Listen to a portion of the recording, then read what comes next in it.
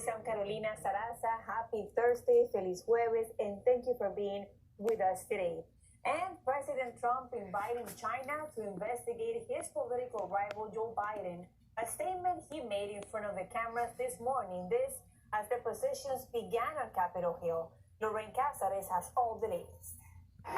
The vice president is in Arizona, and he actually just reacted a few minutes ago to this whole situation, fully standing by the president and his allegations that Biden and his son are implicated in some sort of corruption in Ukraine and they should be investigated. But he did not clarify if he knew or not what had happened during the call with Ukraine. Carolina, back to you. Thank you, Lorraine, for that live report. Meanwhile, President Trump's frustration continues to grow as Democrats increase impeachment efforts. His rage was on full display during a news conference Wednesday as Trump lashed out against the media and his political rivals. Andrea Linares has more.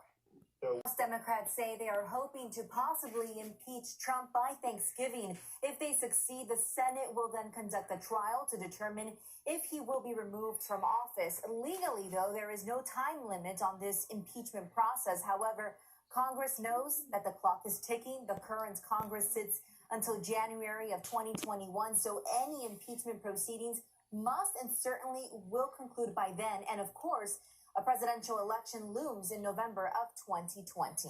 Carolina, now back to you. Thank you, Andrea, for that report. And today we are joined by our legal analyst, former federal prosecutor, Joseph Moreno. Joseph's inquiry, meanwhile, has President Trump lashing out on Twitter. Senator Kamala Harris is now asking that social media platform to suspend the president's account. Harris sent a letter to and prevention will update the number of vaping-related deaths and illnesses nationwide today.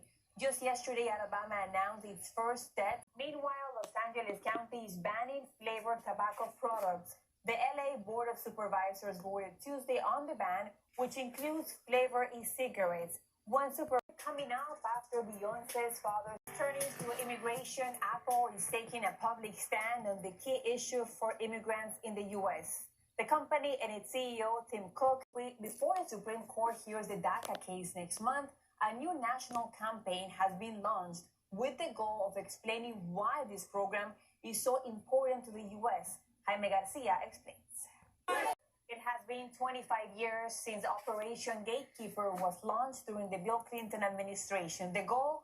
To stop illegal immigration. But activists say that initiative has made life worse for immigrants. Dulce Castellanos has more. Gatekeeper eventually caused more migrants to look for routes that were more remote and dangerous, which leads activists to believe that the number of deaths and missing immigrants could be much bigger than accounted for. And today is Thursday, which means we have a new episode of Real America with Jorge Ramos out on Facebook tonight. We are joined by producer Nidia Cavazos to give us a preview. Nidia, welcome. Thank you, Carolina. It's no question we're living in an era of extreme partisanship, and specific groups of people like immigrants have been caught at the center of the debate. Some say immigration is a human rights issue, and others say it's more about national security. One man, Reverend William Barber, a civil rights activist and the leader of the Poor People's Campaign, says the U.S.-Mexico border needs attention right now as immigrants' civil rights are being violated on a daily basis. Let's listen. The People's Campaign was actually started by Martin Luther King Jr. just before he was assassinated, and it continues into 2019 with the support of people from many religions who believe that racism and poverty must be confronted. Tune in tonight. And up next, bystanders jump into action after Samaritans came to the rescue when a robber targeted a woman in Georgia. The two bystanders jumped into action, running after the alleged robber and holding him down until police arrived. Jorge Hernandez has the story. A parade in Texas turned into a life-saving celebration for one mother when her child began to choke. A quick-thinking cheerleader sprang into action and administered first aid. Paula Byron has the story. Coming up, an unbelievable story out of Colombia. Welcome back to Home of the Alebrijes. The brightly colored sculptures represent mythical creatures. They were created by artist Pedro Linares almost a century ago. Today, his family continues that tradition. Claudia Flores has more. Is unique. These fantastic creatures were once revealed in a feverish dream and materialized by Pedro Linares, making a great contribution to Mexican folk. Next, a closer look at Bernie Sanders just announced that he will be part of the October 15 debate. The news comes as just yesterday, Bernie suspended his campaign to get a last-minute heart procedure. But how serious is Sanders' condition? Here to talk about it in other health, a baby born with a rare and deadly condition has defied the odds. He's currently 7 months old, and a groundbreaking surgery might have helped him survive. Nayeli Chavez-Geller has the rest of this story. He'll have to undergo a second surgery in about a year. In the meantime, his doctors say they are very happy with his progress.